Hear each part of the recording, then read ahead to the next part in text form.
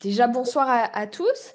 Comme je vous disais, depuis donc que vous êtes arrivés, vous avez dû voir les quelques règles qui sont donc affichées. Comme on disait, si vous voulez mettre la webcam, c'est plus sympa. Donc faites-vous plaisir et coupez votre micro si c'est possible. Et ensuite, n'hésitez pas, donc, pour le meet-up de ce soir, plutôt d'écrire vos questions dans le chat. Et j'essaierai de les relayer au fur et à mesure si c'est possible.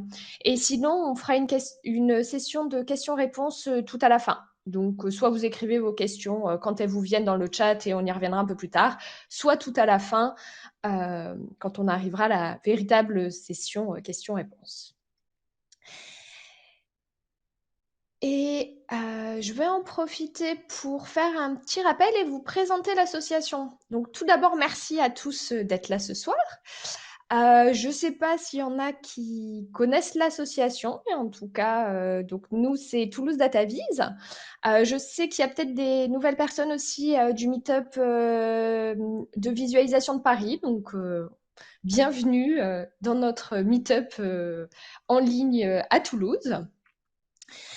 Euh, donc nous, qu'est-ce qu'on fait en fait? Ce meet-up a été créé véritablement pour promouvoir la visualisation des données. Alors, ce qui est très intéressant, c'est d'essayer de découvrir des vérités, principalement celles qui sont enfouies dans les open data. On aime bien les open data, vous verrez. Déjouer les visualisations trompeuses. On aime beaucoup ce thème-là. Et on veut aussi convaincre avec des graphiques. Alors, qui sommes-nous? Parce qu'on ne s'est pas présenté. Donc, vous avez les deux Alain, qui peuvent faire un petit coucou, et Christophe aussi. Voilà. Et il y a Edith qui n'est pas là ce soir, et donc moi, c'est Aurore, pour ceux qui ne me connaissent pas. Alors, on organise quoi? On organise des rencontres, donc avec le Meetup, également des événements de DataVis et des formations. Sur les rencontres, donc nos meet-up ont pour but donc de comprendre la DataVis, découvrir des réalisations. Donc, on invite voilà, des personnes à venir parler de leurs réalisations, à témoigner de ce qu'ils font aussi dans les entreprises. C'est très intéressant de voir leurs problématiques. Et également des ateliers pour s'approprier les outils de DataVis. On organise aussi des événements de DataVis. Vous avez peut-être entendu parler du Hackaviz qu'on a organisé donc en mars de cette année. Si jamais vous pouvez aller sur notre site web et vous pourrez voir donc le thème avec toutes les réalisations et les gagnants. Très intéressant, très très bonne et très belle visualisation. Donc je vous conseille. On fait également de la formation dans les collèges, lycées, universités, entreprises. Et on est référencé dans le programme Parcours laïque et citoyen, mais de 31. Alors, quelques chiffres. Donc, le Meetup, il existe depuis octobre 2015. L'association Toulouse Dataviz depuis décembre 2017. Donc, il y a plus de 1500 membres sur Meetup. Donc, merci à vous. Donc, aujourd'hui, je crois que c'est le 40e Meetup. Donc, et on a eu donc un peu plus de 26 intervenants différents et on a déjà organisé donc des Akavis qui sont une compétition en fait de visualisation de données les 3 années précédentes. Alors, quelques-unes de nos technologies préférées.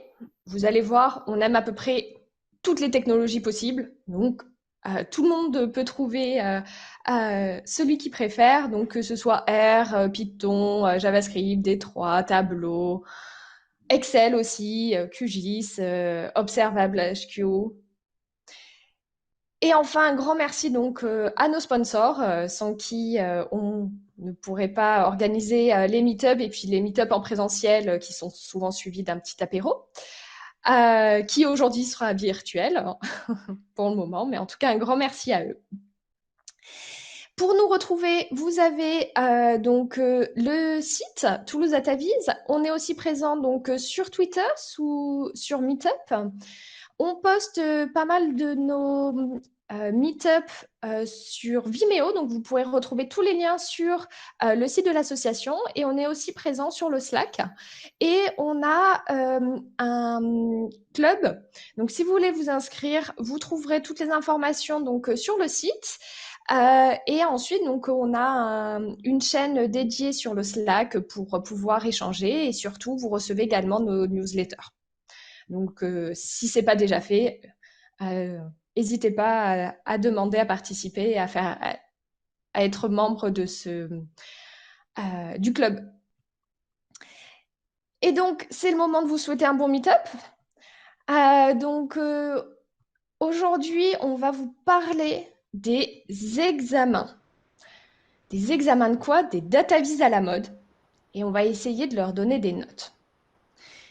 Alors, pour ce faire, je vais arrêter de partager et je vais laisser la parole au premier intervenant, donc Alain, sur la visualisation d'historique des données sur une année.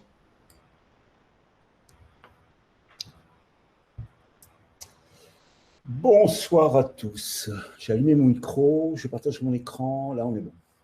Alors on y va. Alors ça c'est une bonne copie. En fait, c'est assez foisonnant, mais le principe est très simple. Ce sont des années successives. La plus ancienne date de 1969. Mais il y a des trous, mais en gros, il y a peut-être une quinzaine d'années qui sont superposées sur un même schéma. Chaque année est représentée par une couleur et ça se superpose. On distingue vaguement des petits points, c'est la moyenne cumulée depuis plusieurs années. Et donc, vous voyez, ici, c'est une année générique qui commence au 1er janvier au 31 décembre. Ne me demandez pas comment sont traitées les années bissextiles, je n'ai pas été voir, mais peu importe. Alors, en fait, c'est un principe, c'est tellement idiot qu'on me dirait, ça consiste à représenter toutes les années superposées et puis changer les couleurs. Sans même regarder la copie, j'ai envie de dire, bon, ça, c'est nul, il ne faut pas faire ça, parce qu'en fait, on ne va rien voir. Eh bien, quelle n'est pas mon erreur, puisque, à ma grande surprise, non seulement on voit des choses, mais on voit des choses extrêmement clairement. On distingue la canicule de l'été 2003. Oui. Alors, j'ai oublié de dire que ces courbes-là, c'est le nombre de morts journaliers, jour par jour, en France métropolitaine. Donc, on distingue la canicule de l'été 2003. On distingue la grippe saisonnière, ainsi que quelques aberrations, 2014-2015. On distingue notre copain, le Covid, vous voyez, là, qui est en rouge, etc. On aperçoit aussi une grippe de Hong Kong que, j'avoue, je ne connaissais pas l'importance de ces grippes de Hong Kong avant d'avoir vu ce schéma. En fait, en 1969, il y a eu une mortalité tout à fait significative due à cette grippe de Hong Kong. Donc, cette courbe-là, alors qu'on a trouvé, qui se trouve sur le blog de l'INSEE, au premier abord, on dit non, mais ça viole toutes les lois de la bonne datavise, c'est pas bon. Et paradoxalement, c'est en ne respectant pas ces règles que ça fait apparaître non seulement de manière brillante les événements anormaux, les événements qui sont tout à fait exceptionnels, mais en plus, on y apprend des choses. On peut comparer le pic de la canicule de 2003 avec le pic du Covid.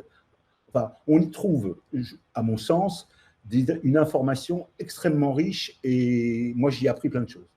Donc là, moi, cette courbe-là, je lui mets 17-18. Vous m'avez surpris et j'ai appris des choses. Ça, c'est ma proposition de note. Est-ce que l'un des autres professeurs a un commentaire à faire, peut-être? Alors moi, je voudrais dire qu'en plus, il y a quelque chose d'intéressant, c'est que les courbes, on devine des aires en dessous. C'est-à-dire qu'on voit bien qu'il y a eu un pic très très violent pour la canicule dans le passé, mais qu'il est d'une amplitude, d'une largeur assez réduite. Alors que pour le Covid, le pic est effectivement plus bas, on le voit très nettement. Ce n'est pas la même saison non plus, on le voit très nettement. Tout comme on voit très nettement que la grippe de 69 n'était pas la même saison, ce qui peut d'ailleurs un peu nous faire flipper. Et on voit surtout l'ampleur de l'air sous la courbe rouge, qui est l'ampleur du nombre de morts, puisque quand on additionne la surface sous la courbe représente le nombre total de décès. Donc moi, je trouve que en plus de montrer les phénomènes anormaux, en plus de montrer leur amplitude, cela montre le volume. Donc moi, je suis assez d'accord. J'aurais peut-être grisé les années qui ne disent pas grand-chose, de manière à ce qu'on voit vraiment plus ressortir les autres années, mais c'est pour ça que tu as mis 18, il faut toujours laisser une petite marge d'amélioration. Et je voulais aussi dire que cette courbe est en échelle linéaire, donc on comprend, n'importe qui comprend. Donc ça, c'est vraiment super important. Mais elle ne commence pas à 0. Je n'avais pas vu ce petit détail. Et commence à 1000. Voilà, alors bon, je ne vais pas revenir là-dessus, mais sur les courbes et sur les barres, ce n'est pas tout à fait les mêmes règles. Ouais, tout à fait. On a des tolérances, on peut commencer à ne pas commencer à 0 sur des courbes, voir les meet-ups précédents. Donc, c'est une courbe qui a été largement commentée sur la tutosphère notamment. Il y a quelques variantes. Hein, il y en avait une là, je ne sais pas si je vais arriver à la montrer en grand. Il y a aussi la variante de The Economist qui est pas mal parce que voilà, elle montre un peu sur tous les pays la même chose. En fait. Non, je ne vais pas pouvoir le même calcul. Il y a Twitter qui me demande de confirmer mon compte, donc ça va être long. Mais vous l'apercevez, j'espère, là, avec un grisé qui avait été retweeté justement par Christophe. Voilà. Bon, donc, allez, 18 pour cette courbe-là, qui à la fois est surprenante, ne respecte pas les règles, mais permet de découvrir plein de choses. Bravo, bon travail. Très bon travail.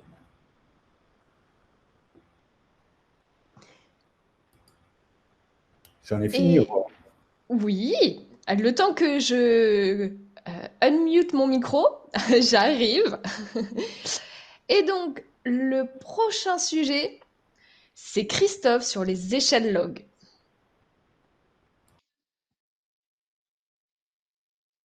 Alors, rebonjour à vous tous. On a quelques questions déjà sur le chat, mais on parlera on fera une discussion générale à la fin. Sachant qu'évidemment, le seul fait de donner des notes est évidemment très polémique. Hein. On est d'accord, on n'est pas d'accord. On partage pas. Il y a un des graphiques qui, pour moi, restera symptomatique de cette crise du Covid. C'est celle que vous avez sous les yeux.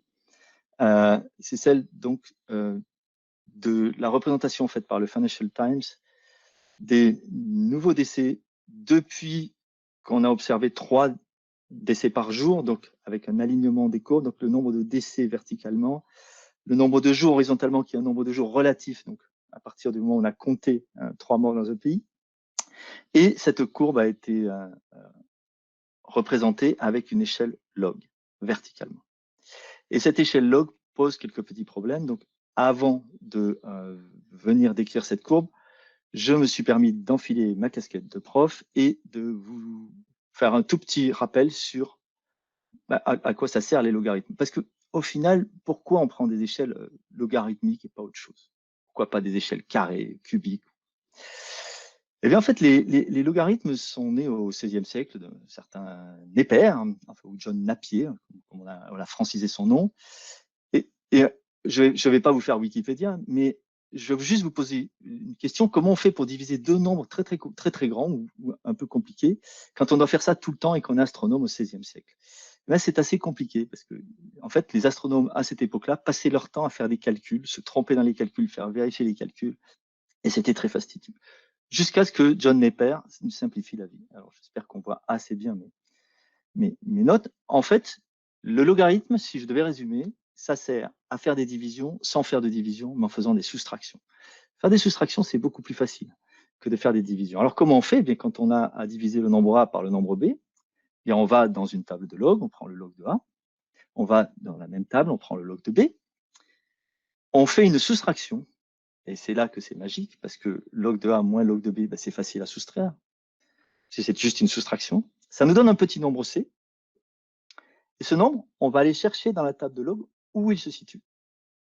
Et on va aller trouver le nombre x tel que log de x égale C. Donc on utilise la table dans un sens, on fait une soustraction, et puis ensuite on va chercher le nombre de la soustraction dans la table. Et là, tata, on a la solution, puisqu'en fait, le nombre x, eh bien, c'est le résultat de la division de a par b, puisqu'en fait, log de a moins log de b égale log de c, et on sait tous en fait que log de a moins log de b, c'est le log de a sur b, qui n'apparaît plus dans mes équations. Ah si, c'est écrit ici. Alors pourquoi on utilise des échelles logarithmiques et pas quadratiques, hein, maintenant qu'on sait à quoi servent les logs? Eh bien, on va aller voir de visu ce qui se passe sur le graphique lui-même du Financial Times. Donc, voici le graphique. Alors, il est actualisé puisqu'il date d'aujourd'hui avec quelques pays. Et ici, donc, j'ai choisi de montrer le nombre de décès. Alors, j'ai peut-être un tout petit peu minimisé ma fenêtre parce que sinon, voilà. J'ai prévu de montrer le nombre de décès nouveaux par jour. Et donc, ce qui se passe quand on représente des courbes, normalement, c'est qu'on compare. La visualisation, on peut aussi dire à quoi ça sert. La visualisation, ça sert à comparer des choses. Quand on compare des choses, généralement, cette longueur-là ou cette longueur-là, si elles font le même intervalle, c'est la même chose. Sur une courbe en log, évidemment, ce n'est pas du tout la même chose. La preuve, si je reprends une échelle linéaire cette fois-ci, sur le même dessin, voilà ce qui se passe sur le nombre de courbes. Alors évidemment, c'est beaucoup moins joli. On ne voit pas les petites valeurs. Par contre, on peut comparer effectivement en brut le nombre de nouveaux morts à toute étape de la pandémie. Alors pourquoi a-t-on fait des échelles logarithmiques? Eh bien parce que d'abord, on pourrait s'intéresser à ce qu'au départ, la représentation, on pourrait s'intéresser aussi à la cumulative. Je vais vous montrer toutes les fonctionnalités. Et la cumulative est encore plus intéressante en logarithmique, parce qu'une courbe cumulative, par définition, ne décroît jamais. Donc, si on veut vraiment voir le total de nombre de morts, il faut prendre une cumulative. Et lorsqu'on fait la cumulative en log, en fait, ce que l'on représente, c'est une vitesse. Lorsque l'on passe de A à B, ce que l'on voit, c'est la proportion entre le rapport entre B sur A. Comme je viens de vous le montrer, cet intervalle-là, c'est le rapport.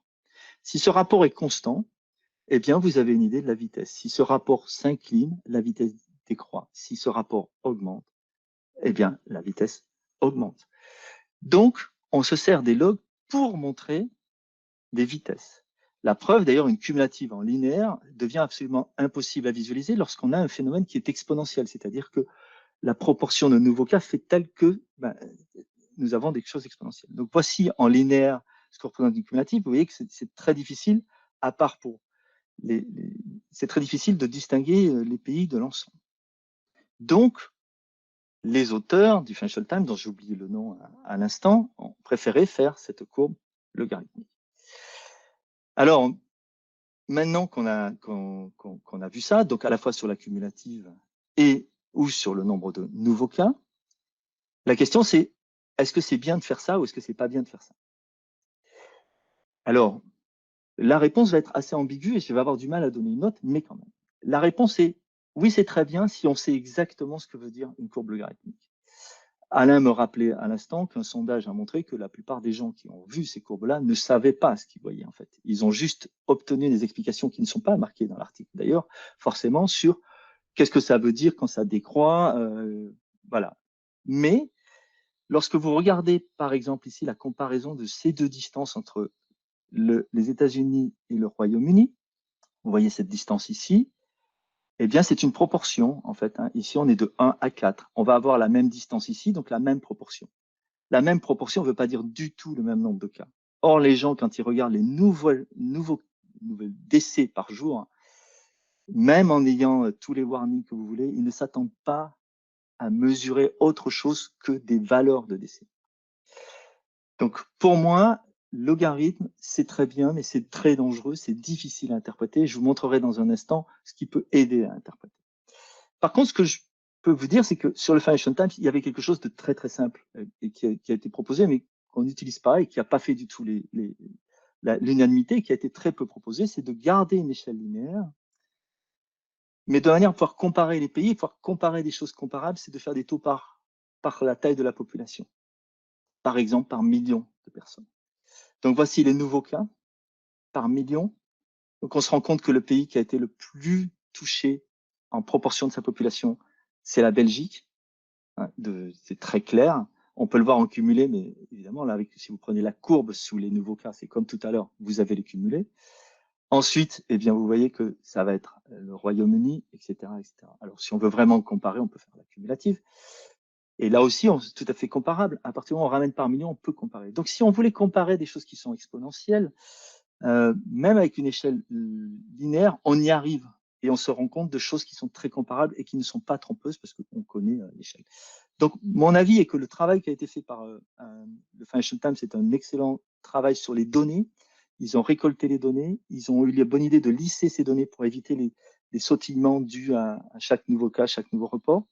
Ils ont agrégé ça au niveau des pays. Ça, c'est très bien.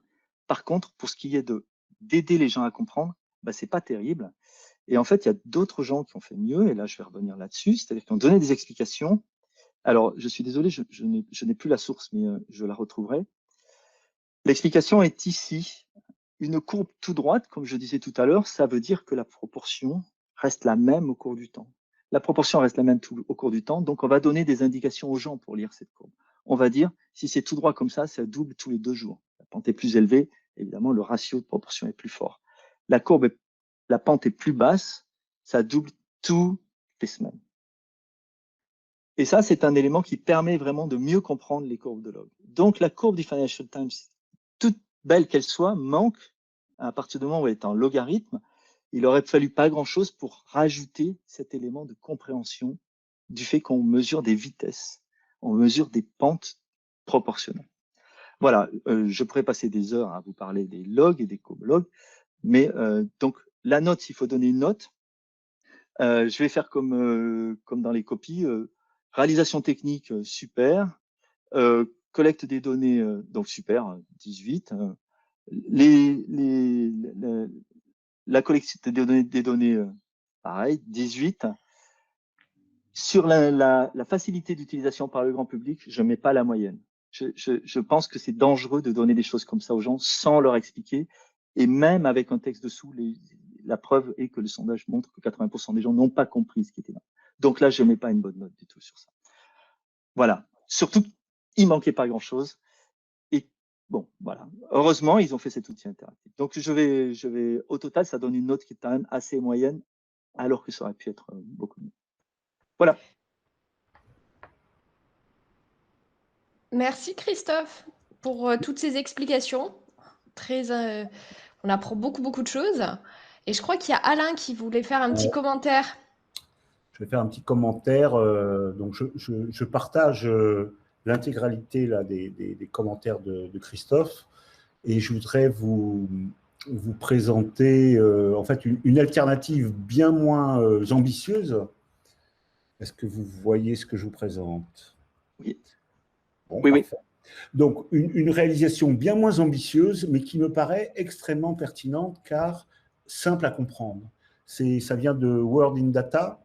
C'est tout simplement une table qui donne une petite courbe du nombre de cas de morts cumulés, une petite diagramme en barre là, qui donne le nombre de morts nouveaux jour par jour, et une colonne avec un entier arrondi au jour le plus proche et qui dit double en 3 jours, double en 4 jours, double en 6 jours. Et cette information-là, on retrouve l'information de vitesse que citait Christophe, mais au moins, c'est écrit en clair. Et n'importe qui peut tout à fait comprendre et même prédire et dire, bon, bah, si ça double tous les 4 jours, si on en a 10, eh ben, dans 4 jours, on en aura 20. Je veux dire, mentalement, on sait utiliser les informations pour faire des prédictions et comparer les importances relatives. Donc, moi, mon opinion très ferme, c'est que les échelles log sont à bannir de la communication au moins grand public. Et même si vous savez ce que c'est qu'un logarithmique, c'est pas forcément évident que, sans y passer du temps, d'arriver à prédire qu'est-ce qui va se passer, quoi. Donc, alors que cette table toute simple, à mon avis, peut être donnée sans danger à n'importe quel public et il saura en faire un bon usage. Donc, si je voulais donner une note à cette réalisation, moi je dirais un bon 14, peu ambitieux mais clair. Donc, c'est du bon boulot.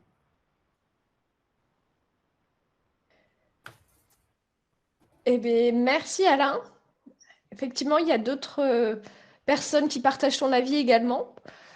Et, et certains, on pourra y revenir plus tard, qui apparemment préfèrent les logs aux exponentiels. On y reviendra à la fin de la discussion. Ça peut être sympa de parler un petit peu plus sur ça. Bah, je vous propose d'aller sur une autre vise, complètement différente maintenant. On fait un petit panorama ce soir. Et c'est Alain O qui va poursuivre avec des arbres radiaux. Oui, vous me l'avez coupé en fait. Ah, désolé. Bon, moi, je vais vous parler en fait de visualisations qui ont un effet très esthétique. En fait, on en voit de plus en plus des visualisations là qui brillent, qui ont un effet un peu waouh, comme on dit, et qui vous saisissent et puis qui vous disent ah, bah, c'est beau ce truc-là, ça doit être super intéressant. Et j'ai pris cet exemple là dont vous avez la source, là, c'est sur le lien là d'une personne qui a fait repris un certain nombre d'analyses et qui a présenté donc cette visualisation. Alors je vais essayer de la décrire un peu parce que là on voit quelque chose de radial avec des flux, des choses comme ça. Qu'est-ce qu'on voit? On voit a priori au centre un total, donc on imagine que c'est tous les cas d'infection qu'il y a un peu dans le monde. Pourquoi ça s'est agrandi ce truc-là? Ouais. Je vais le rebaisser un peu. Voilà. Et puis, il y a des branches. Alors, il y a une branche ici, Asie, il y a une branche Australie, donc ça va vers des continents, l'Europe. Et puis, il y a aussi directement sur des pays comme le Liban. Et puis, du Liban, on voit que bah, il y a rien, en fait. Il y a Israël, et puis on a un truc, c'est l'Afrique. OK? Et puis on voit aussi des choses, c'est que il y a un truc qui s'appelle Other, et là dans le Other, on voit que bah, ça va vers un bateau, hein, le Diamond Princess, là, qui était un bateau de croisière. Et, euh, et donc, on voit donc depuis donc ce point central des flux partir. Donc, on voit le flux, un gros flux très, très rouge, très coloré qui va vers la Chine. Et de la Chine, on voit aussi toutes les provinces de la Chine, enfin, en tout cas, un certain nombre de provinces de la Chine. Et on voit effectivement un trait bien rouge qui va sur l'Hubei, là, qui est la zone de Wuhan, où il y a eu le départ de l'épidémie. Et puis, on voit toutes les autres provinces. Et puis, on a aussi les États-Unis, là, les US. Et très paradoxalement, ce qu'on voit, c'est qu'on voit qu'il y a plutôt des villes plutôt que des États, hein. Alors, de temps en temps, il y a des villes, de temps en temps, il y a des États, de temps en temps, il y a des bateaux, de temps en temps, il y a un continent, de temps en temps, il y a des pays. Donc, on voit que cet arbre hiérarchique, il est un petit peu bizarre. Ça, c'est le premier point qu'on peut constater. L'autre chose, c'est qu'en fait, on s'aperçoit que les flux, ils ont tous en fait la même largeur, hein, en fait, que ce soit Other, Asia ou la seule chose qui change, en fait, c'est la couleur. Donc, on aurait pu penser que plus il y avait de cas, plus la largeur du trait était importante. Donc, là, l'auteur a plutôt privilégié la couleur. Et à mon avis, c'est pas forcément un bon choix parce que pour apprécier, si vous voulez, la quantité avec la couleur, c'est pas forcément le meilleur encodage qu'on puisse faire. Parce que là, vous voyez typiquement sur le brin qui va vers la Chine. Alors effectivement, on voit que la province de Hubei est toute rouge, donc on peut imaginer que c'est là qu'il y a plus de cas. Par contre, toutes les autres provinces, elles sont toutes quasiment de la même couleur. Donc on est incapable d'apprécier, si vous voulez, la quantité d'infections qu'il y a dans les autres provinces. On a juste un rapport, il y en a un peu plus là que sur le reste. Voilà. Et puis pareil, il y a des endroits où du coup, il n'y a absolument aucune coloration, donc on ne sait pas si c'est zéro ou un peu, etc. Donc, avec l'encodage par la couleur, on a juste un très très mauvais système pour pouvoir exprimer le nombre. On s'aperçoit aussi qu'il n'y a pas de réelle hiérarchie, hein, parce ce genre de diagramme, en général, c'est pour avoir une hiérarchie. On va d'un continent à un pays, vers des villes, éventuellement, on va progressivement vers de plus en plus fin. Là, ce n'est pas tout à fait le cas. Alors, et puis on voit aussi qu'il y a un petit problème aussi sur la présentation, parce qu'on voit que l'axe, le flux Asie, eh bien, il recouvre une partie du flux Chine, hein, vous voyez, ça se superpose. Donc, d'un point de vue constitution du graphique, eh bien, c'est pas forcément idéal. Donc finalement, qu'est-ce qu'on peut tirer comme information de ce graphique? Eh bien, pas grand-chose finalement. Ça a l'air très beau, on a envie de s'intéresser à la chose, mais finalement, il n'y a pas de message. On n'arrive pas à trouver l'information, ou en tout cas, c'est relativement caché.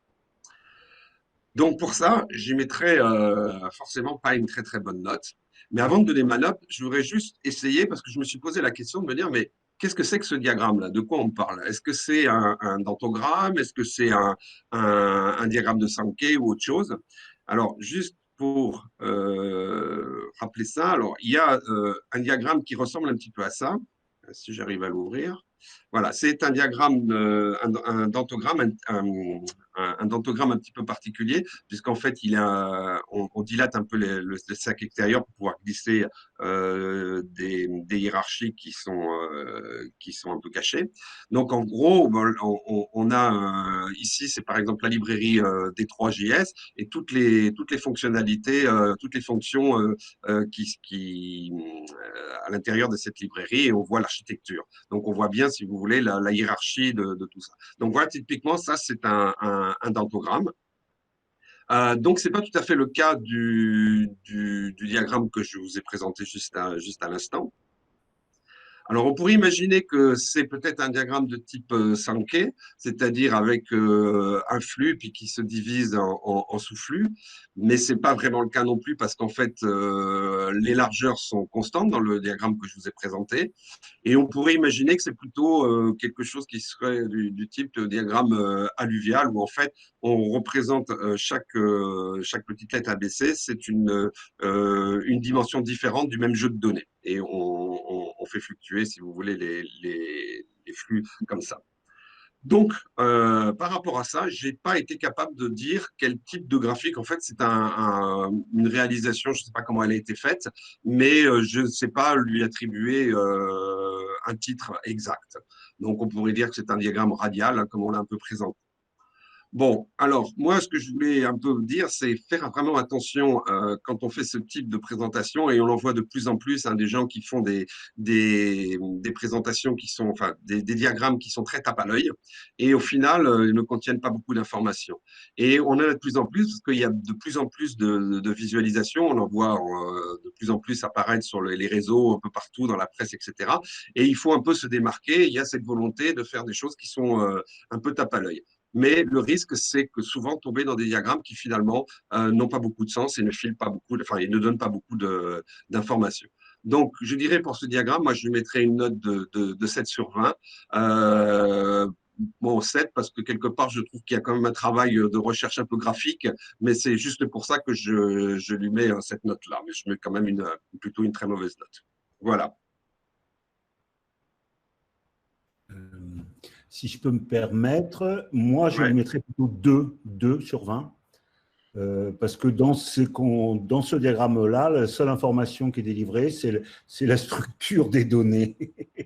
Mais les données ne parlent absolument pas. Donc moi, je considère que on gâche du papier et de l'encre à utiliser ce type de représentation. Mais c'est mon côté sévère. Oui, ben oui, ça ne m'étonne pas de toi, alors. Voilà. Bon, j'arrête ma présentation. Ben, merci beaucoup. Ouais, c'est super. Donc, parce que personnellement, c'est vrai que moi, c'était la première fois que je voyais ce type de graphique quand même, hein. Donc, même si ça porte pas d'informations, c'est au moins bien de le décortiquer et de savoir que ça. Bon, bah, on va peut-être quand même éviter, même si ça a un petit effet waouh la première fois qu'on le regarde, quoi. Bon, pour poursuivre, euh, on va parler des timelines. Donc, Alain R, si tu peux présenter. Voici un beau schéma qui devrait apparaître. Mon micro est ouvert et je présente le schéma. Oui. Alors, ce schéma-là, il nous a interpellés parce que ce n'est pas banal. Ce n'est pas un schéma que l'on voit tous les jours. Alors, essayons de comprendre un peu la logique. Alors, ça représente, quelle surprise, le nombre de nouveaux cas ou de nouveaux morts dans le monde. en fait, vous remarquez qu'il y a une ligne qui est légèrement grisée qui s'appelle le monde, et que la Chine ne fait pas partie des pays qui sont listés. Donc, en fait, c'est le monde avec tous les pays, sauf la Chine. En fait, ce que fait ce diagramme, c'est qu'il normalise, il prend à une date donnée, il normalise le nombre de décès, c'est-à-dire que le niveau le plus haut est normalisé pour chaque pays. Donc, c'est pour ça que l'intensité, en fait, la courbe passe en rouge foncé et touche le niveau supérieur quand le pays a atteint son maximum de décès. Donc, ça, c'est pas mal. Donc, vous voyez qu'il y a une sorte d'échelle un peu redondante, là où on va de vert clair à rouge foncé, pour indiquer l'intensité de l'épidémie. Donc, ça, c'est pas mal. Et alors, le truc qui est vraiment très bien vu, c'est que au lieu d'être mises aléatoirement, ils sont un peu classés sous la forme de qui a commencé, hein, pour voir un petit peu. Et là, à ma grande surprise, en fait, l'Iran, donc en nombre de morts normalisés par la population, enfin, non, par le nombre de morts maximum, c'est l'Iran qui a commencé en premier, en même temps que l'Italie, avec une intensité même encore plus grande que l'Italie. Moi, j'avais pas du tout, j'avais zappé cette information-là. Je pensais que, hors la Chine, c'était l'Italie qui avait pris le plus cher, quoi. Non, c'est l'Iran, quand on en croit ce schéma-là. Et donc, je trouve que ça donne une information de qui était aux avancées, qui est en retard, ça donne une idée des vagues. Je trouve ça pas mal du tout. Enfin, ça permet de découvrir des choses qui n'étaient pas difficilement visibles. Donc ça, moi, je tire mon chapeau sur la partie gauche du schéma. La partie droite, par contre, me paraît un peu maladroite. En fait, il y a des codes couleurs pour représenter les continents. Noir pour l'Afrique, quelle surprise. Jaune pour l'Asie, quelle surprise. Encore des codes couleurs très pas du tout corrects, quoi.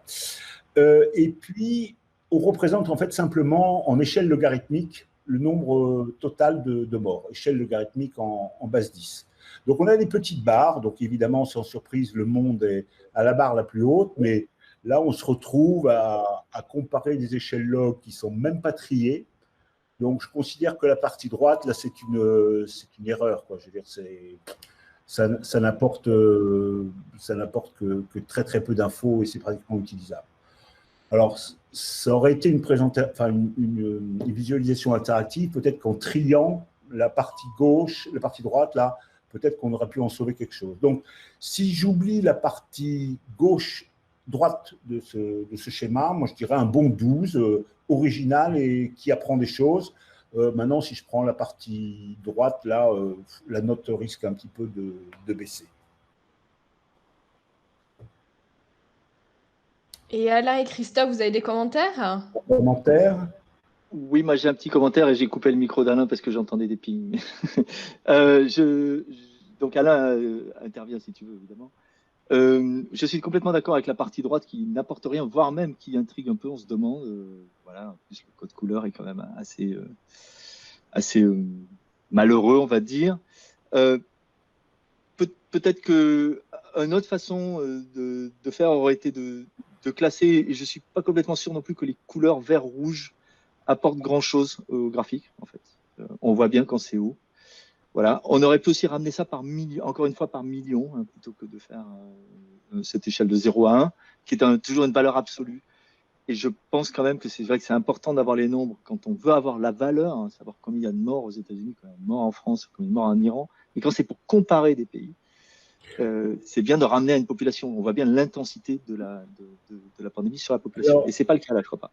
Christophe, ce n'est pas la population, c'est ramené au pic du nombre de morts. C'est-à-dire que tous les pays partent à 0, ils arrivent à 1 au pic et après ils retombent à 0, indépendamment de leur population.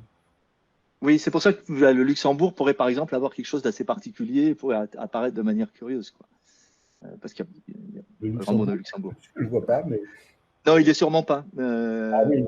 Justement pour ces raisons. Généralement, les petits pays, dans ce cas-là, n'apparaissent pas. À réfléchir. Ouais, il y a des plus et des avantages et des inconvénients. En fait, ça mesure presque le profil de l'épidémie, plus que l'importance de l'épidémie. Ça dit si ça Ouais. commence fort, si ça dure longtemps, voilà, ça donne ces informations-là. Absolument, c'est ce que je voulais dire, c'est que là, par exemple, on va voir les pays qui ont eu plusieurs vagues ou qui ont eu des choses assez constantes au cours du temps. Le Japon doit avoir une courbe tout à fait enfin une signature en fait assez particulière avec quelque chose de relativement plat, alors que d'autres pays vont avoir des choses où tout est ramassé autour du pic. Donc je crois qu'on voit l'équateur, je crois, avec deux beaux pics, quoi, deux vagues. Donc on voit que tous les pays ne sont pas égaux quand même là-dessus. Donc la signature, moi je trouve ça assez intéressant. C'est un peu pollué par la partie droite et on a pu gagner en largeur.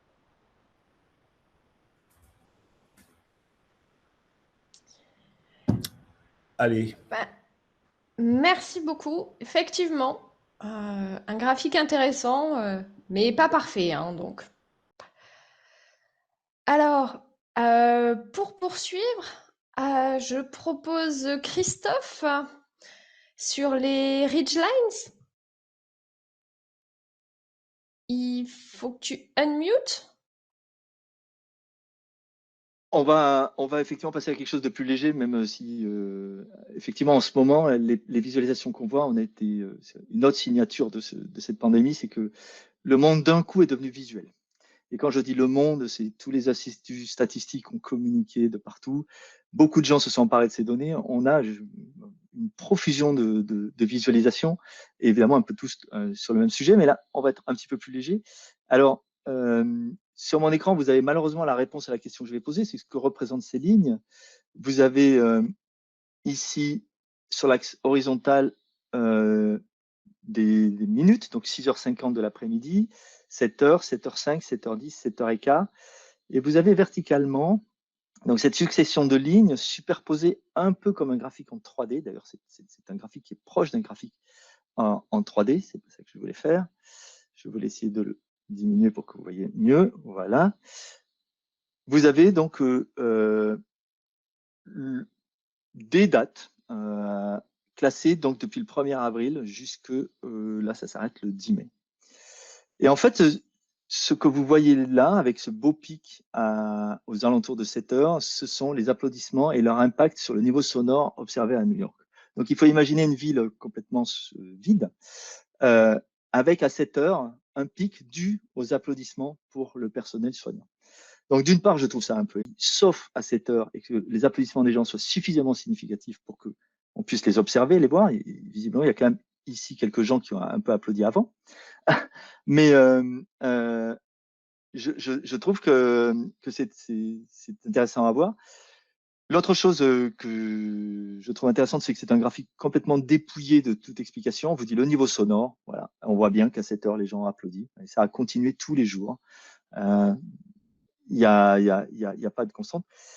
Donc, évidemment, ça ressemble à un graphique en 3D. Donc, on peut se méfier en se disant, ah, il y a un petit peu de superposition. Moi, surtout, ce que ça m'a rappelé, c'est ma jeunesse et Joy Division. Pour ceux qui étaient jeunes, Joy Division n'a pas d'âge. Donc, Joy Division a fait un album dont j'oublie le titre, dont la couverture est celle-ci.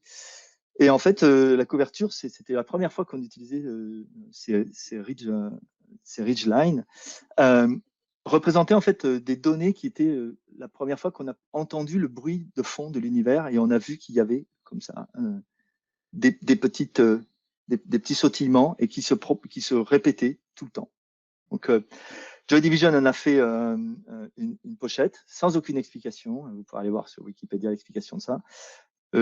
Depuis sur Swear, le ggplot qui vous permet de faire ça s'appelle ggjoy, en hommage à Joy Division, et vous pouvez faire ça très facilement. Ça a toutes les caractéristiques du small multiple, sauf qu'il y a cet aspect dimension un petit peu 3D. Donc pour la 3D, pour la lisibilité, pas terrible. Pour l'innovation, le côté artistique et en même temps très singulier de cette visualisation qui n'a qu'un seul objectif, c'est pas qu'on mesure de combien c'est chaque jour, c'est juste de montrer, voilà, à New York, les gens applaudissent. Donc le message passe très efficacement. Donc moi, je compenserais l'aspect 3D en disant, ça atteint son objectif, c'est très bien fait, c'est joli, je mets un 17. Est-ce que Christophe, ouais, j'ai mon micro, ouais. Est-ce que Christophe, tu n'as pas dit, c'est qu'en fait, on voit aussi que visiblement les gens qui applaudissent tous les jours à 7 heures, ils étaient à peu près toujours tous enfin, c'était à peu près le même nombre, puisqu'on a à peu près le même niveau en termes d'amplitude. S'il y avait eu une semaine où il y avait un peu moins d'applaudissements, on l'aurait vu. Et là, on sent que ça a l'air quand même d'être assez régulier, quoi. Alors, ça, c'est une très très bonne remarque parce qu'en fait, ce que tu dis, on ne sait pas. Parce que l'inconvénient de ces graphiques, c'est comme ils n'ont pas du tout la même base de référence et qu'il y a cet aspect de tridimensionnalité où on plonge comme ça, mesurer la hauteur de ce qui est au fond par rapport à la hauteur de ce qui est devant est très difficile. Donc, si ça se trouve, tout a été amplifié ou tout au contraire a diminué, puisque le temps va verticalement. C'est aussi quelque chose que je n'ai pas dit, le temps est choisi verticalement, pourquoi pas, vers le bas. Donc, là, on ne peut pas vraiment mesurer. Ce qu'on voit, c'est qu'il y a toujours eu un pic, quoi. Plus ou moins espacé, mais quand même, c'est 7 heures. Ouais. Et on voit que c'est quand même beaucoup plus fort que les voitures de pompiers qui passent de manière aléatoire quand elles volent. Oui, alors effectivement, une bonne remarque de Xavier. Si c'est des décibels, c'est effectivement une échelle log. Donc, c'est en décibels. Donc, les décibels, il faut savoir quand on passe de 1 à 2 décibels, on est en échelle log, donc c'est un facteur multiplicatif. Et ce n'est pas un facteur additif. Donc, effectivement, on est de nouveau en échelle log. Ça aurait été encore plus frappant, effectivement, en échelle linéaire, mais les gens sont habitués aux décibels, même si personne n'a aucune idée de ce que ça fait 6 décibels, de combien votre lave-linge fait par rapport à ça. Il fait moins, j'espère. Merci pour toutes ces explications. Donc effectivement, je vois que Christophe, tu as commencé à répondre à quelques questions du chat, la dernière. Il y en avait une autre aussi pour savoir pourquoi tu disais que c'était du 3D. Est-ce que c'est pas qu'un effet optique? Alors, c'est pas vraiment du 3D, vous avez raison, j'ai essayé de repartager mon écran. C'est effectivement pas tout à fait du 3D. Alors, je vais revenir au Joy Division, vous voyez quand même, si on regarde le Joy Division, on a quand même un peu l'impression que c'est du 3D, tout du moins le fait d'avoir une base de référence qui est ici, et une autre qui est là, une autre qui est là, et ces courbes qui se chevauchent, peut donner l'impression d'une succession comme on regarderait une carte topographique, en fait, avec des lignes de niveau. C'est effectivement, si on écarte les lignes, on va avoir des small multiples avec des bandes un petit peu comme ce qu'a présenté Alain juste avant, et auquel cas, là, il n'y a pas d'effet de 3D. L'effet 3D est produit ici un petit peu, c'est-à-dire qu'on ne peut pas voir la base d'une courbe parce qu'elle est chevauchée par l'autre courbe. Donc, on ne peut pas savoir où commence la ligne de référence pour chaque courbe. Donc, c'est ça qui me donne à penser ou qui me fait dire qu'on a une petite impression de 3D. En tout cas, ce qui est sûr, c'est qu'on ne peut pas bien mesurer une courbe du fond par rapport à une courbe de devant parce qu'on ne connaît pas la ligne de référence, elle n'est pas marquée sur le graphique. Et c'était déjà le cas, effectivement, sur le Joy Division. On peut imaginer, en fait, que le 0 ici, il est là ou beaucoup plus bas, on ne sait pas. Et ici, voilà, un des caractéristiques de cette graphique par rapport au small multiple qu'on pourrait avoir, ou au strip, c'est qu'il y a un chevauchement. Un graphique vient par-dessus l'autre et vient masquer sa base.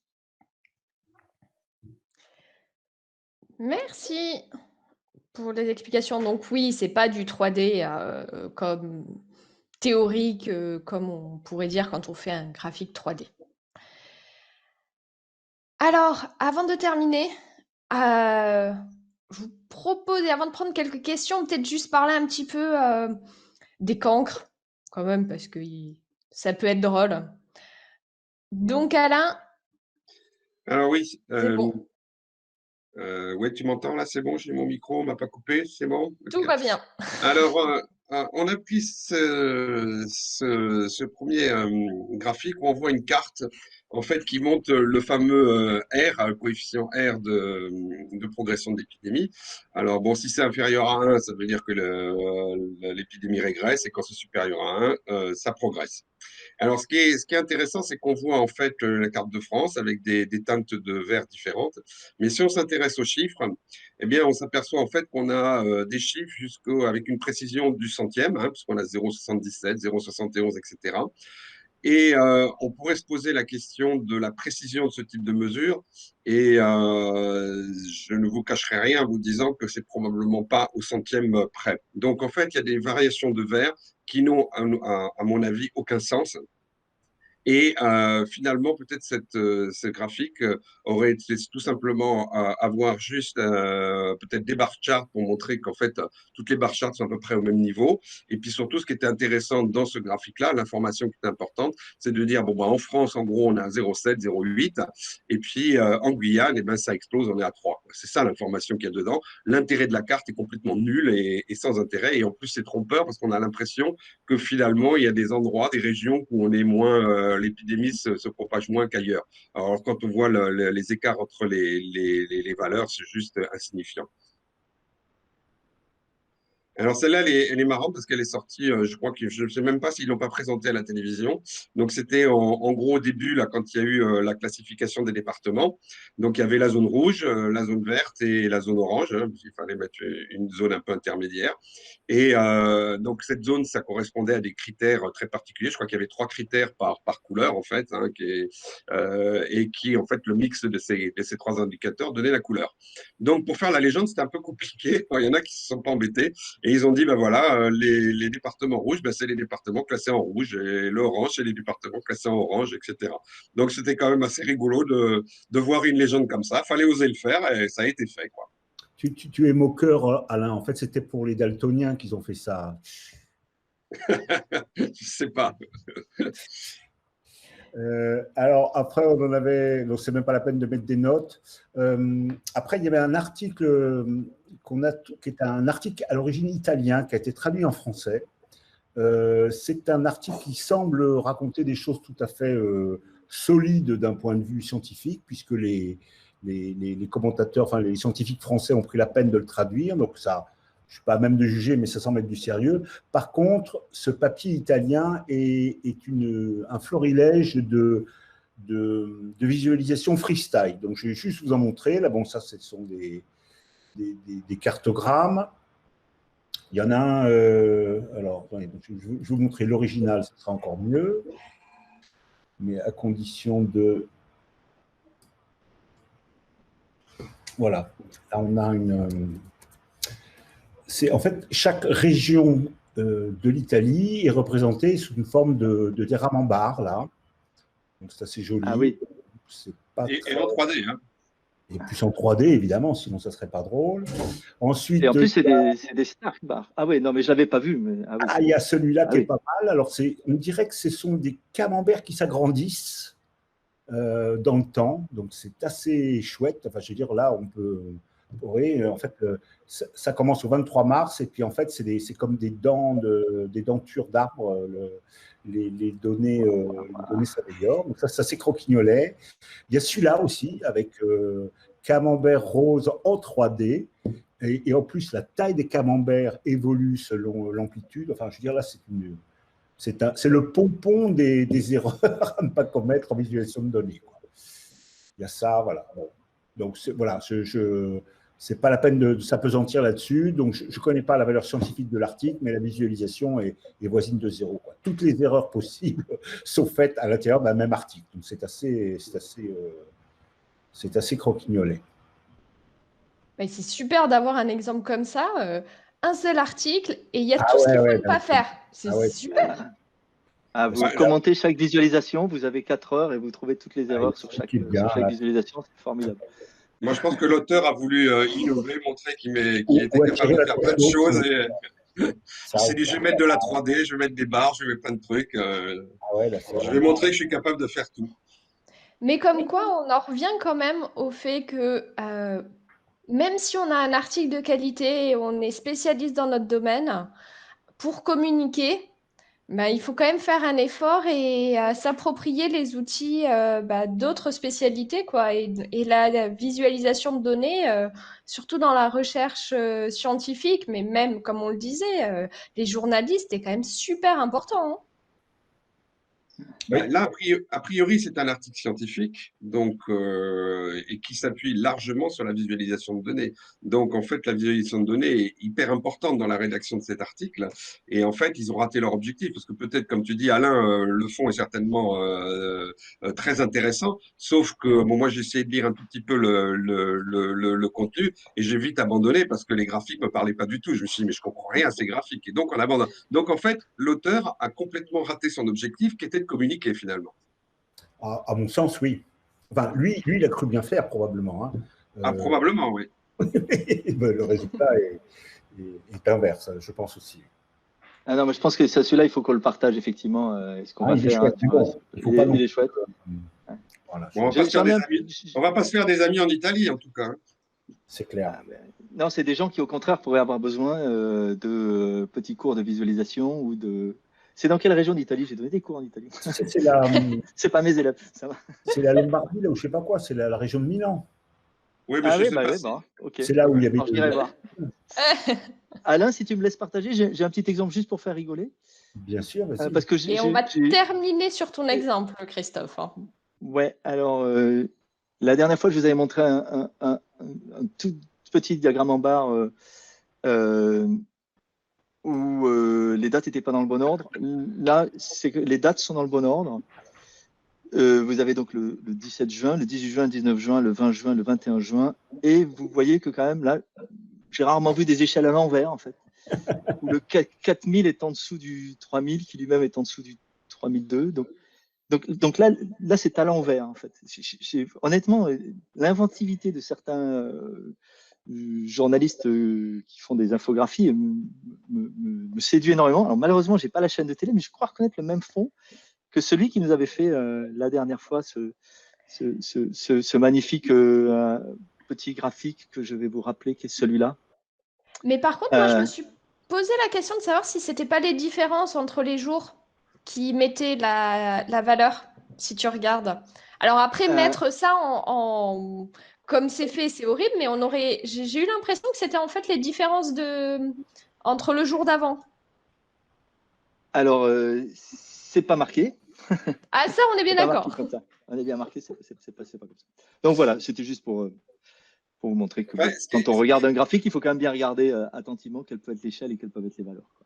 Ce qui est étonnant, Christophe, c'est que bon, une chaîne de télévision, a priori, c'est plutôt sérieux. Il y a des centaines de milliers, voire des millions de personnes qui regardent. Donc, j'imagine que tout ce qui est présenté devrait être lu et approuvé par un certain nombre de personnes. Et là, visiblement, ça a l'air d'être tellement énorme que ça passe sans que personne ne filtre. Moi, quelque part, ça me surprend. Non, il s'est passé aussi beaucoup de choses, c'est-à-dire que tout le monde a produit beaucoup de données, mais a produit beaucoup de choses assez rapidement, y compris les offices statistiques disent voilà, on est obligé de produire très rapidement, de récupérer des données un peu partout sans avoir vraiment le temps de complètement solidifier ces données. Et je pense que pour les chaînes de télé qui sont en flux continu, c'est celle qui sortira un graphique tout le temps. Et donc, je ne suis pas sûr que ce soit vérifié. Là, c'est quand même énorme. La preuve, on envoie des imprimés. Des mais là c'est quand même. Il y a imprimé il y a un peu plus de temps, mais ce n'est pas vrai. Là, c'est quand même énorme. Bah ouais, mais je vous remontre celui de la dernière fois qui était beau quand même, comment on peut mettre des dates à l'envers. Elles n'étaient même pas à l'envers, elles étaient intercalées. Elles étaient intercalées. Aléatoire. Voilà, aléatoire. 17, voilà, c'était absolument n'importe quoi. Qu'est-ce que vous voulez comparer là-dessus? Enfin, ça ne présente aucun intérêt. Donc oui, voilà. De toute façon, on n'arrêtera pas de le répéter. C'est bien pour ça aussi qu'on fait le meet-up. Il faut faire attention, il faut savoir faire, il faut revérifier, évidemment, et il faut être sûr que les gens qui vont lire vont comprendre. Oui, Christophe, regarde, c'est une comparaison de janvier à juillet sur 3 années. Regarde, c'est comparaison janvier-juillet de 2017, 2018, 2019. C'était marqué où? D'accord. Spéculation, hein, je cherche à sauver l'élève, là.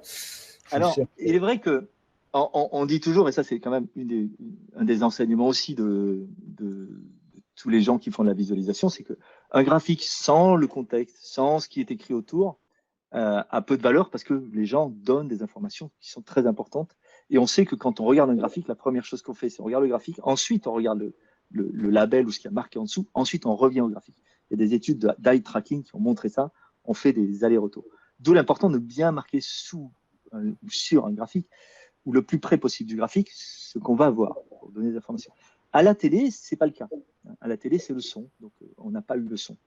Mais il y a des gens qui regardent la télé sans écouter aussi. Il y a peut-être un petit défaut. Et c'est Fox News, oui, effectivement, pour répondre, c'était Fox News. Ouais. Bon, alors après, voilà, on peut penser que... Voilà. Oh, il n'y a pas que. Non, non, non, il n'y a pas que. Voir les meet-up précédents et les meet-up précédents. Et... Oui. Bah, vu qu'il est déjà 8 heures passées, je vous propose peut-être de prendre quelques questions. Donc, soit vous écrivez directement dans le chat, voilà. Et donc, Ou vous levez la main et si vous voulez vous exprimer à l'oral, on peut faire ça aussi. Voilà, il n'y a pas de souci. Vous Et dites dans le chat que vous voulez parler, quoi. Ouais, voilà, mettez dans le chat que vous voulez parler, et voilà. Et je reviens juste parce qu'il y a un petit point qui avait été mis dans le chat plus tôt, c'était ceux qui comprenaient mieux les logs, les échelles log que quand c'était exponentiel. Est-ce qu'il y a quelques remarques ou la personne voulait faire un petit commentaire? Christophe, je te sens sur les échelles exponentielles ou log. Oui, oui.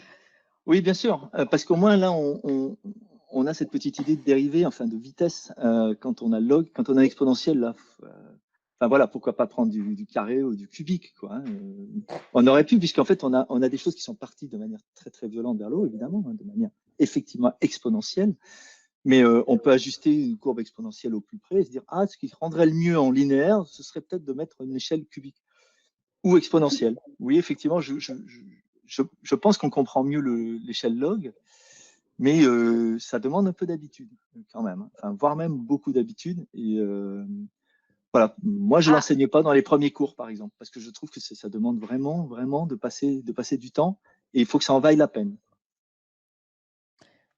Bon, la personne vient juste de commenter dans le chat pour un petit peu plus indiquer ce qu'elle voulait dire.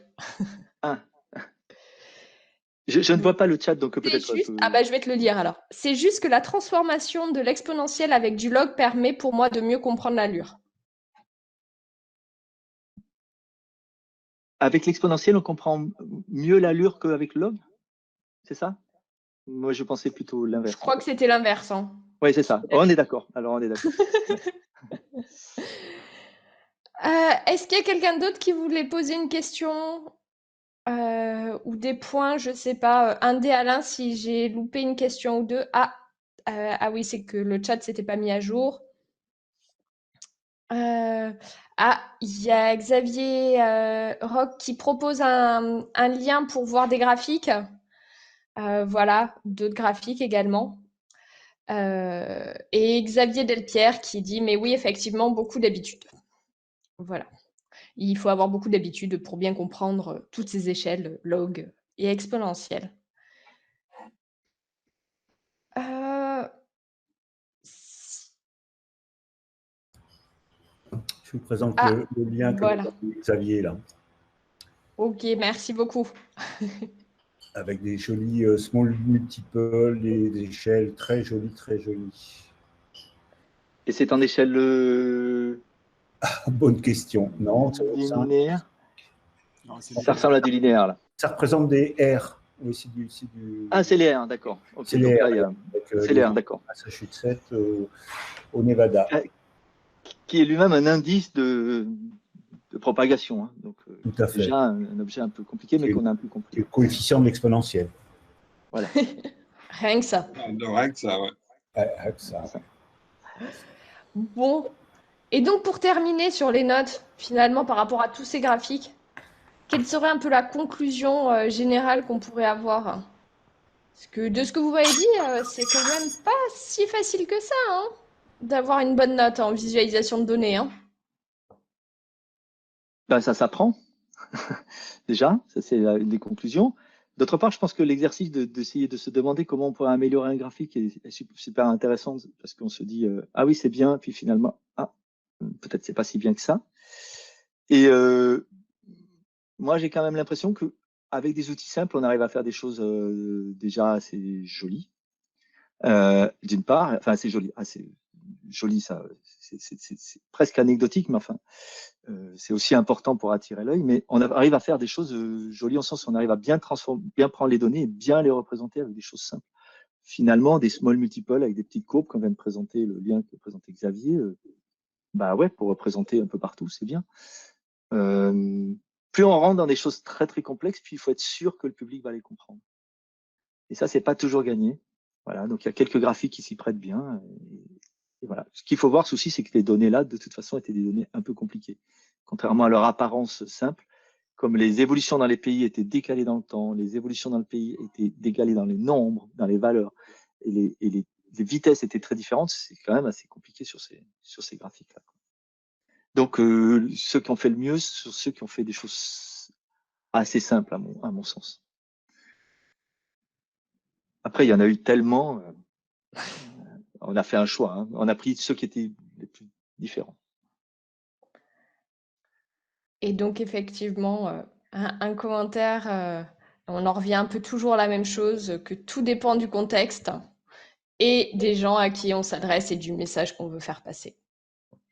Oui, ce qu'il faut voir, peut-être, je peux rajouter, c'est que pendant cette pandémie, les gouvernements ont pris des décisions en se basant sur des données. Ils ont estimé le R, ils ont estimé les vitesses de propagation, ils ont estimé régionalement les capacités hospitalières. Les gens ont pris des décisions sur la base de données qui étaient fournies. En flux tendu. Hein. Aujourd'hui, c'est quoi? Demain, c'est quoi? Et les gouvernements ont pris des décisions sur la base de dashboards qui ont été faits par la centralisation de tout un tas d'informations. Je ne suis pas sûr, et c'est vrai pour tous les pays, que tous les gouvernements aient eu les bonnes données, les bonnes visualisations, les bonnes informations et la bonne acuité visuelle à se représenter ce que veulent dire les données. Et ça c'est à la fois encourageant en se disant la prochaine fois on fera mieux, là, les gens seront un peu plus habitués. Et c'est pour ça que dans certains pays où il y avait déjà eu des vagues, il y a déjà eu des crises, des désastres type tremblement de terre, les choses ont été plus vite déjà dans la remontée des données et ont été meilleures d'un point de vue visualisation. Vous allez au Mexique, sur le Mexique, ils ont fait des choses sur les dashboards étaient déjà prêts. Hein. Ils ont eu, ou alors en Asie, vous avez déjà eu le SARS, ils avaient déjà des tas de choses. Donc je pense que cette crise a montré que la visualisation est très importante pour la prise de décision d'un côté et pour l'information du public. Le premier message qu'a donné Macron, c'est il faut aplatir la courbe. C'était extrêmement visuel. Quelle courbe, c'est quoi? Voilà. Et donc ça c'est plutôt bien. Ça veut dire que la visualisation est enfin prise au sérieux. Alors parfois trop, pas le froid malheureusement, on comprend pas bien ce qu'on voit. Mais je pense que ça c'est un message vraiment important pour la communauté, quoi. Et une petite remarque qu'on avait faite la dernière fois aussi, c'est quand même la quasi première fois où on a vu un Premier ministre faire une conférence de presse d'à peu près 1h30 en présentant des graphiques les uns derrière les autres. Alors qu'en termes de communication, tous les communicants vous disent, quand vous passez à la télévision, c'est surtout pas de graphiques, pas de choses compliquées. Et là, on était quand même vraiment sur une première, quoi. Ouais, partout dans le monde. Hein. Ça a été partout dans le monde, ça.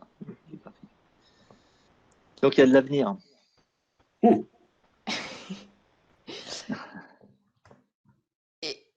Et pour terminer, un petit commentaire, parce que dans le chat, un petit peu pour relayer si les gens ne voient pas le chat en même temps, donc il y a Xavier Delpierre cette fois qui dit « Le problème du graphique dans mon cas, c'est que pour faire l'analyse, il faut comprendre la situation, mais ensuite il faut oublier ce qu'on a appris, car pour nous, la situation complexe est devenue simple. » C'est vrai que c'est à méditer, hein. La situation complexe est devenue simple. C'est le risque. Ouais, c'est ça. C'est le risque, effectivement. C'est un des risques c'est la différence entre la simplification et rendre les choses simplistes. Et il faut faire voilà. Souvent, on nous pose des choses qui sont sur des phénomènes complexes, on nous montre des choses simplistes. Ça, c'est pas bon. Montrer des choses simples qui vont regarder qu'un aspect de la dimension et balayer tous les autres aspects, je pense que c'est très difficile. Je suis assez d'accord avec cette remarque. Le truc complexe qu'il fallait gérer, qu'il fallait arriver à communiquer, c'était la progression exponentielle, qui est absolument pas naturelle à l'esprit humain. Hein. Vous connaissez évidemment l'histoire des nénuphars là, qui doublent tous les jours, qui remplissent les temps en 10 jours, en combien de jours faut-il pour qu'ils remplissent la moitié de l'étang? Eh ben, c'est 9 jours. Et ça, ça défie l'intuition. Et en fait, je pense que les dirigeants dans le monde n'ont pas bien compris que chaque jour de retard, ça avait des conséquences exponentielles, quoi. Et si la database a pu faire comprendre un petit peu cette dynamique-là, ben, bravo, quoi. Mais c'était ça, le truc le plus compliqué à Je faire pensais passer. que tu allais parler de l'échiquier et des graineries, mais c'est la même Ouais, chose. c'est le même. Ah bah, dans les mêmes histoires aussi, quand même, il y a eu des efforts faits, donc pas sur ça, mais justement sur la simulation et comment visualiser en fait, comment l'épidémie allait se répandre et combien de personnes on pouvait contaminer et tout ça. Il y a eu beaucoup de choses aussi qui sont euh, focalisées sur la visualisation pour essayer de montrer justement ces simulations, pour essayer de euh, simplifier les choses. Voilà, ah bah merci Christophe. Voilà. On l'avait en réserve et puis En le fait, sujet voilà, est bien.